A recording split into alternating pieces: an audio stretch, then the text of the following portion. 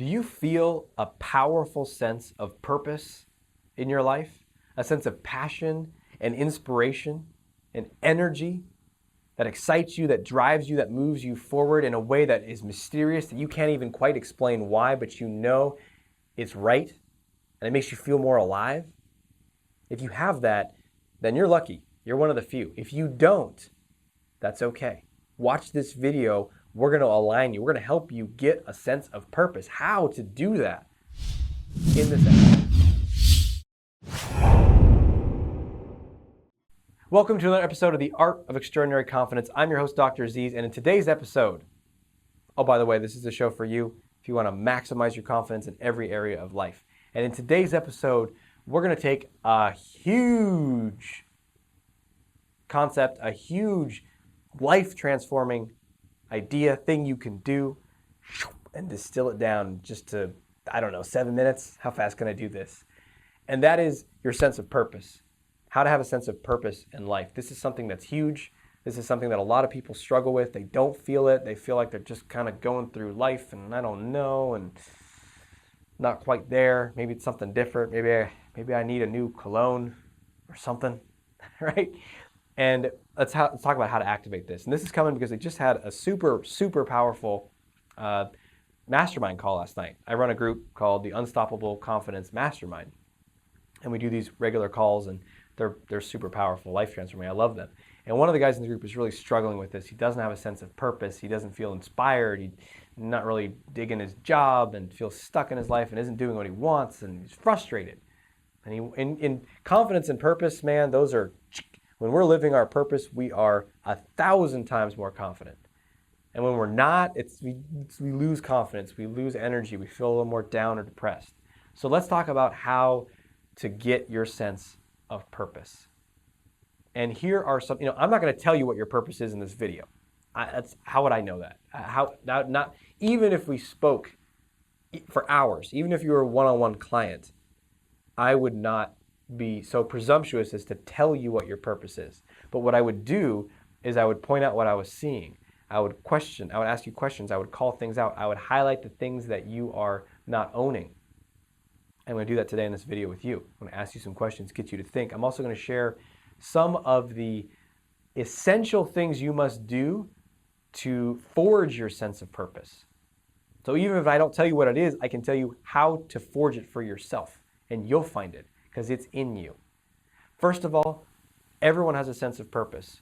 There's an acorn. The acorn grows into a massive, powerful white oak or other kind of oak tree. We have white oaks here in Oregon. But seed becomes a powerful tree. Inside of that seed is the making of everything, that massive trunk, thousands of leaves, all of the branches, the roots that go deep into the earth. Everything is contained in that acorn. And the same is true for you. And just like a tree doesn't have one branch, it's got many branches, your purpose expresses itself in many areas of your life and in many ways. For a lot of people, it's their vocation, their career, what they do every day, 5 days a week or whatever. It also can involve your personal life, your dating, your relationships. It can also involve the work, the impact, the contribution that you make in the world through your religion, through your community, through your whatever form you connect with people and pray. I mean, there's a million ways that we can feel a sense of purpose and how it expresses itself.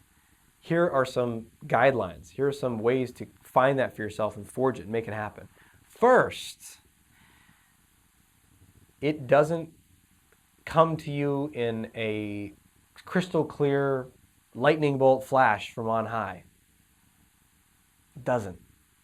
It kind of bubbles out of you in like this sort of, maybe that, kind of way, right? So here's the thing. A lot of people are like, I don't have a sense of purpose. So they sit down and think like, what is it?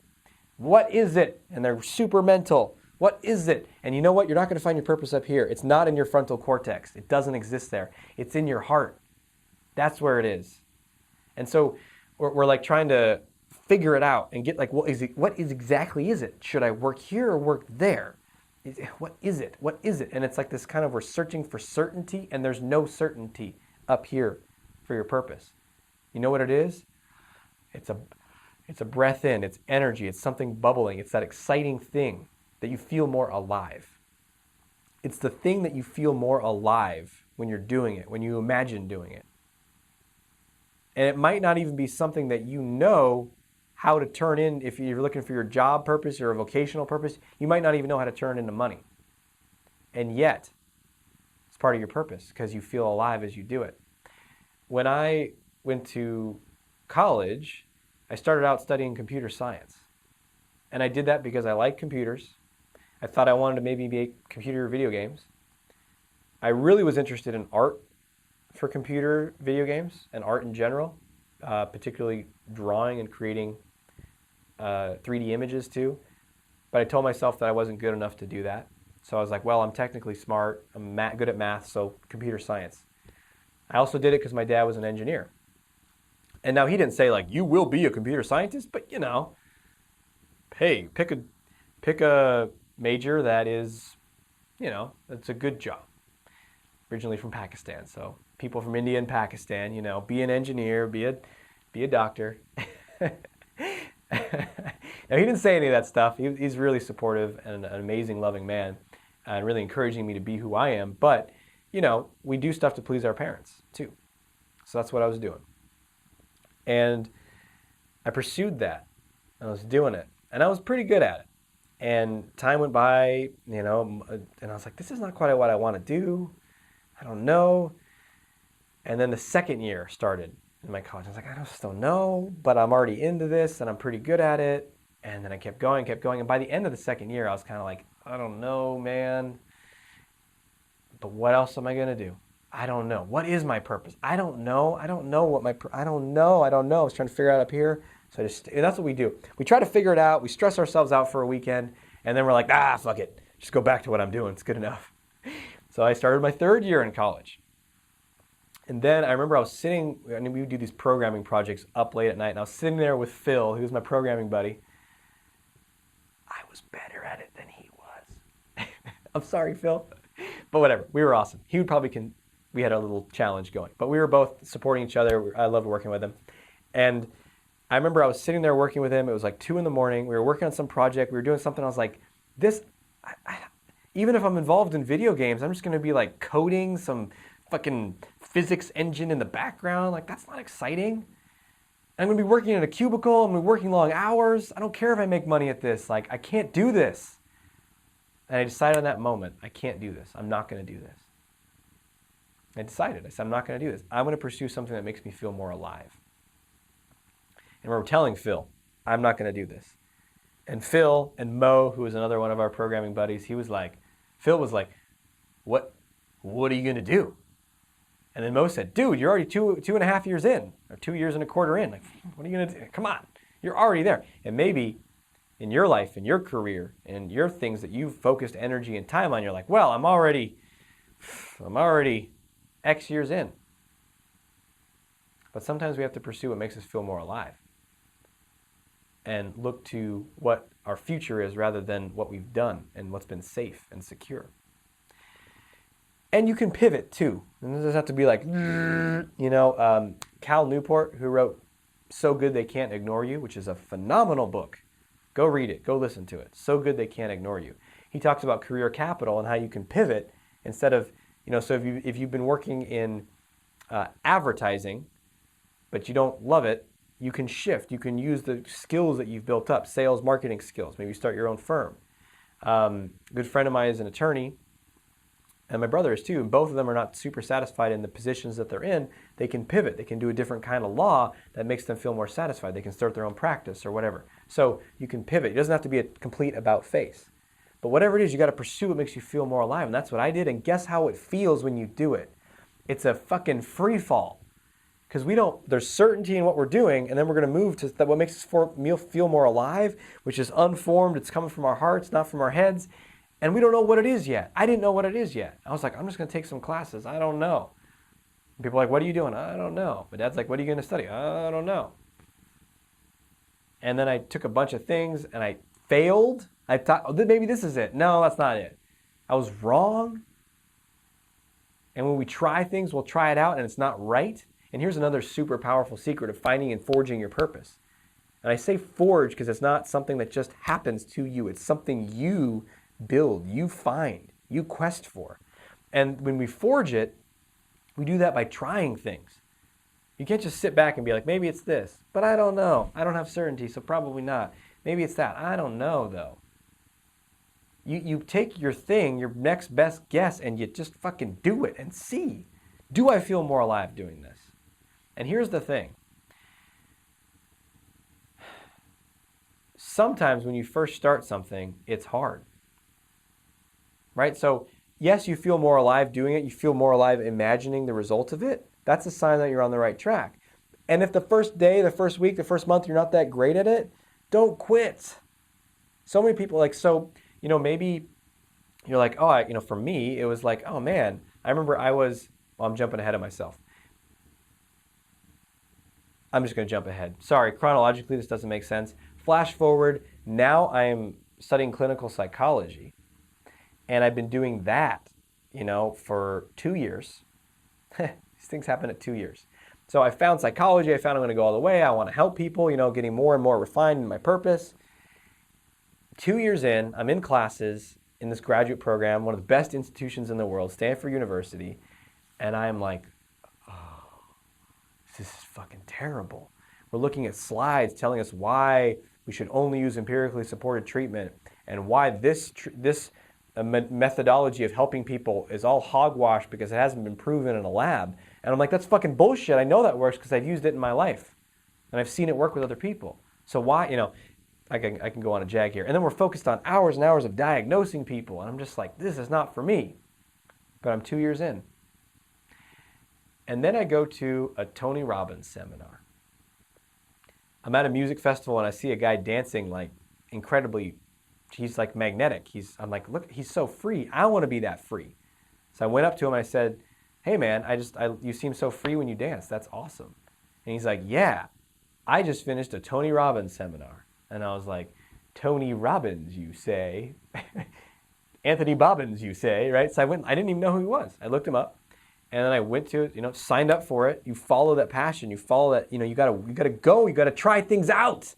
And I went there and I was like, this is fucking awesome. He's talking about psychology. He's talking about developing ourselves, but there's no jargon. There's no mumbo jumbo. There's no diagnosis. It's just, let's fucking do this. I was inspired. I was alive.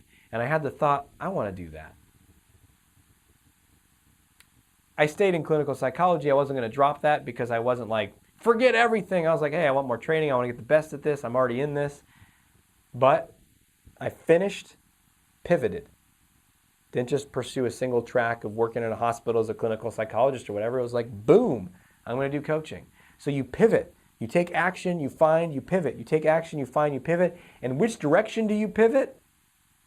What makes you feel most alive? The energy. It comes from your heart. And you got to take action. And here's another thing. Here's another powerful tip. The thing that you're drawn to is also going to scare you. Your purpose, to forge your purpose and to find your purpose, is going to scare you. You're going to have to do things that scare you. You're going to have to do things that are hard. You're going to have to do things that intimidate you. You're going to have to do things that you think that you can't do, that you're worried about failing. And that's going to be true for your purpose in your work life, your career, your mission in this world, how you're supposed to contribute and impact people, as well as in your love life, the purpose that you have for finding and creating perhaps a family. You're gonna have to face your fears. So if you're playing it safe, you're never going to find your purpose. You cannot find a sense of passion and purpose playing it safe. So there's that thing you're like, ooh, I want to do that. And if a voice comes up and says, who do you think you are? You can't do that. You're probably on the right track. That's your safety police. I talk about that inside my program, Confidence Unleashed. You should get that program. There's a whole section in there on purpose.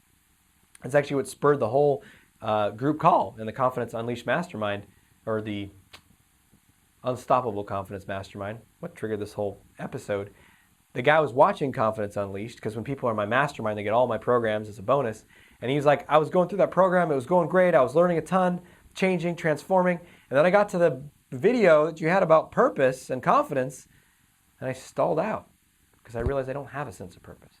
And so we had this super powerful group call, and that's what led to this video. And hopefully right now you are starting to see in your life where you can pivot. Because maybe you'll walk out of this video and be like, oh my God, I know it, there it is. But that's what I'm saying, is it doesn't work that way. It could. I mean, shit, if it does, great. That's awesome. But well, the way it's going to work is you're going to pivot, and you're going to be scared as you do it. And you're going to have to go into uncertainty. You're going to have to take risks again and again and again. And here's the thing. Our purpose is not like this static thing where you just did it and you're done and, oh yeah, that's my purpose.